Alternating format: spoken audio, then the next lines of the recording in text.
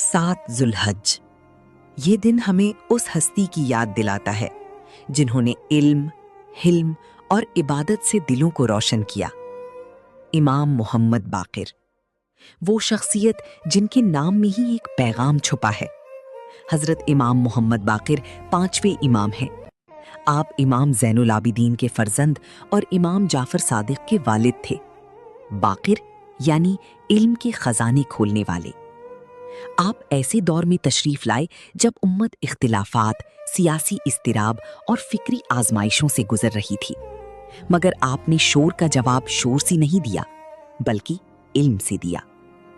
آپ نے لوگوں کو صرف عبادت نہیں سکھائی بلکہ دین کو سمجھنا سکھایا۔ آپ کے حلقہ علم سے بے شمار لوگوں نے استفادہ کیا۔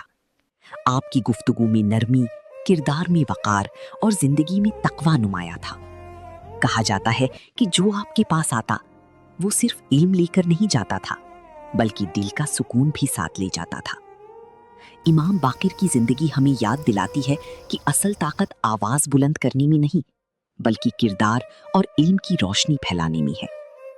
آپ مدینہ میں رہے اور اپنے بعد علم و ہدایت کی ذمہ داری اپنی فرزند امام جعفر صادق کی طرف منتقل ہونے کا ذکر بھی امام محمد باقر کی شہادت کے بارے میں تاریخی روایات مختلف انداز سے بیان کرتی ہیں۔ اس لیے عقیدتی اور تاریخی بیانات میں فرق ملتا ہے۔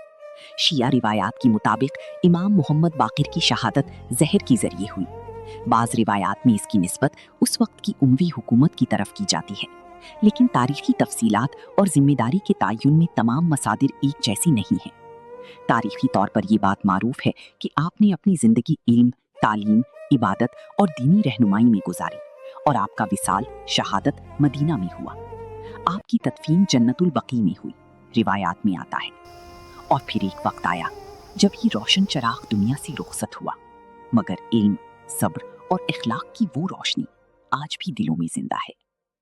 امام محمد باقر ہمیں یہ سبق دے کر گئے: انسان حالات سے بڑا نہیں بنتا بلکہ اپنے علم، صبر